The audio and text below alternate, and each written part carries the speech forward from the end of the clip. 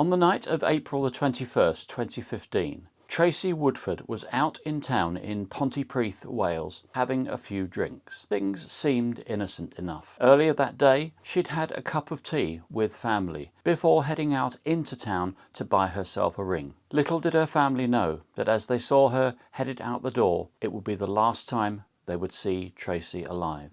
Let's retrace her steps that day, and I'll lead you through her final hours up until the brutal ending, which shocked police and the entire nation.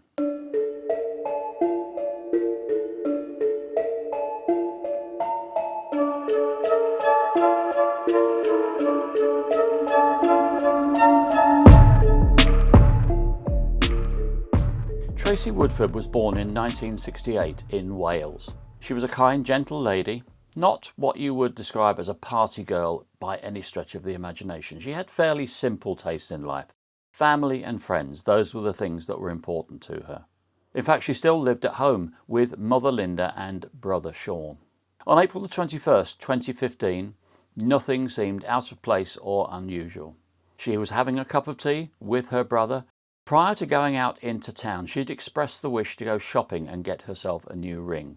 Having had her cup of tea, she disappeared out of the front door, and it's known that she went into the town centre and she eventually found the ring she was looking for. But on her way home, she decided to call off for a couple of drinks in local pubs.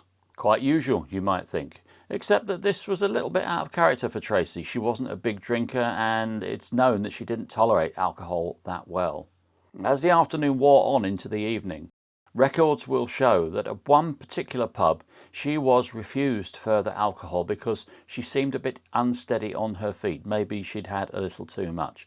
As we know, landlords have a duty not to serve someone if they feel they've had one too many.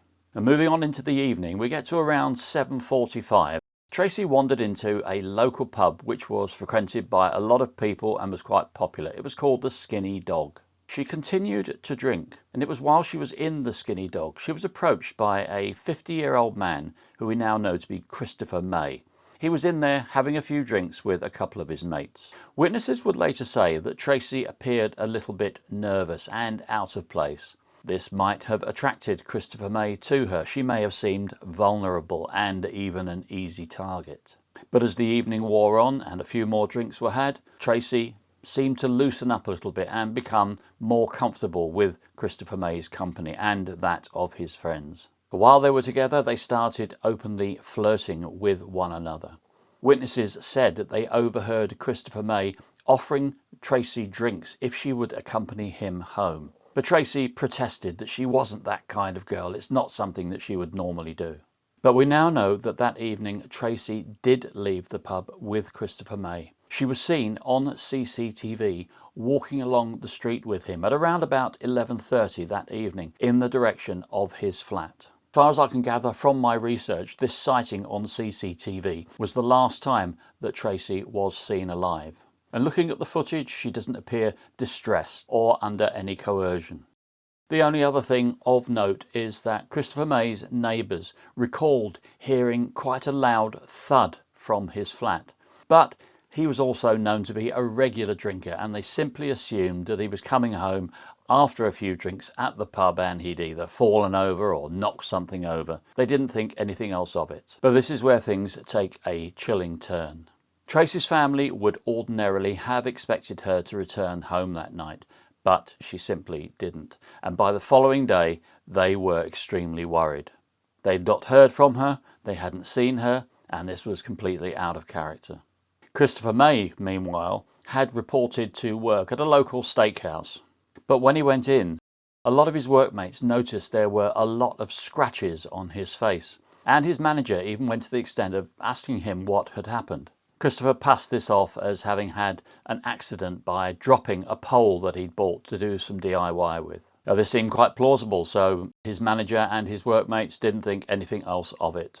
The only other thing they noticed was that he seemed extremely tired. But again, they knew he was a bit of a drinker, so they just passed this off as him having had a late night. By this time, Tracy's family were very, very worried. They'd been asking around some of her friends. They'd contacted her sister to see if she'd stayed overnight, but they drew a blank. They messaged her and received no reply, and at their wits' end with worry, they decided to call the police. Police immediately started an investigation. It would take them a little while, but they started to piece together Tracy's final movements. This eventually led police to some of the pubs in Pontypridd, and it wasn't long before they found witnesses who had seen her leaving the pub in the company of Christopher May. It was on the 24th of April, 3 days after her disappearance, that 2 police officers, Sergeant Stuart Williams and Constable Craig Gardner, were dispatched to Christopher May's flat to see if he knew anything about the disappearance. Once at the flat, the officers knocked on Christopher May's door and he answered. They asked him if they could come in to ask him a few questions, but he was quite reluctant and he continued to speak to them on his doorstep. As you might expect, when police meet this kind of resistance, their suspicions begin to rise, so they persisted, and eventually Christopher allowed them into the flat, albeit reluctantly. When they went into the flat, the first thing that struck the 2 officers was that the place smelled terribly badly. They couldn't quite work out what it was, but it smelled like rotting meat maybe, if someone left something in the kitchen which had gone off. And they could also smell something that was akin to urine, maybe cat or dog urine, as if an animal had done something somewhere in the flat. Despite the smell, the police sat Christopher down to question him. During the questioning, although he seemed a little bit nervous, he did admit to having met Tracy in the pub and leaving with her. But he said that he'd made a few suggestive remarks to her, along the lines of coming back to his flat to get on with things. Because of this, she'd left him and walked away. Christopher said that after she'd gone, he just went home alone and he hadn't seen the woman since. Police had to accept his story on face value to begin with, but something was pricking their suspicion, not least the strange smell in the flat and the fact that Christopher May was very apprehensive, almost scared. So acting on these suspicions, they asked Christopher May if they could just have a look around his flat. Again, reluctantly, Christopher agreed, and the officers started to just have a walk through into the other rooms. As they went towards the bathroom, the smell became more and more pronounced. A PC Gardner went into the bathroom while the sergeant waited with Christopher May. And what PC Gardner found in that bathroom shocked him to the core. When he pulled back the shower curtain and looked into the shower tray below, he saw what appeared to be parts of human arms and legs, definitely human body parts. He immediately went back out to his sergeant and said, "Sergeant, you're going to want to have a look at this." And once the sergeant had had a look, he came out and immediately arrested Christopher May. Christopher May was taken into custody and off to the police station for further questioning, and the forensic team were called into his flat to examine exactly what had gone on. As the search went on, the forensics team found an array of tools, including a saw and knives, some of which had traces of blood on them. They also found a backpack containing parts of a human torso, a handbag which contained a thumb and fingers which would later be matched to one of the arms that was found in the shower tray, and various other traces of evidence around the flat which indicated that something macabre, horrific and chilling had gone on here. As they also pieced together the body parts, the one notable thing that was missing was the body's head. As you would expect, Christopher May's flat was cordoned off, and it didn't take long for the news of what had happened, or what the police had found at least, to get out into the local community, and the horror spread. Under intense police questioning, Christopher May did admit to killing Tracy. But the story he told was not one of premeditated murder. He said that they acted in self-defense. I'll tell you more about that in just a moment. But what he did do was admit to the police that he had secreted some of Tracy's body parts elsewhere away from the flat. He would admit that her head had been placed in the same rucksack where they found the torso parts, and that he'd carried that around Pontypridd looking for a place to secrete it. He told police that he'd eventually decided to secrete some of her body parts, including the head, in a storm drain. A subsequent investigation by police in this dark, wet, horrible environment would turn up these body parts, one of which was Tracy's head. One of the officers, relating details of the search later, described how he went into the tunnel and eventually found a red bag, and as he turned towards the ledge also saw Tracy's head lying on its side. Within the red bag were other traces of her body parts. After all the parts were recovered, all of the evidence was gathered together, and Christopher May was charged with murder and sent for trial. It was during this trial that Christopher May's story about how things had transpired came out.